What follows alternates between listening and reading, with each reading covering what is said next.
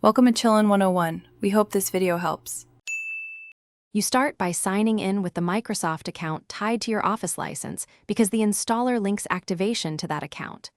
Once done, make sure Windows 11 is updated and you have at least 4 GB free. This avoids install failures. If you bought Office, check the purchase confirmation in your account. Now open Settings to verify updates, then sign into account. Microsoft.com so your subscription or product key shows up. This speeds the next steps and prevents mismatched licenses. Next, you navigate to Services and Subscriptions in your Microsoft account to start the download. This ensures you get the correct build tied to your license. Choose the 64-bit installer unless you need 32-bit for legacy add-ins. That choice affects compatibility and memory use.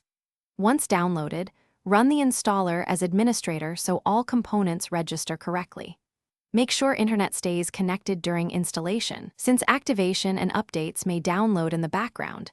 This avoids partial installs. After installation, open Word or Excel and sign in with the same Microsoft account to activate.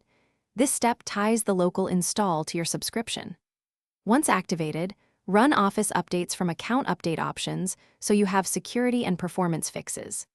If activation or launch fails, make sure the account shows the purchased license, then use Settings Apps and Features Microsoft Office Modify Quick Repair, and if needed, Online Repair. If problems persist, sign out, reboot, and sign in again to refresh credentials. Thanks for watching. Consider subscribing if we helped you.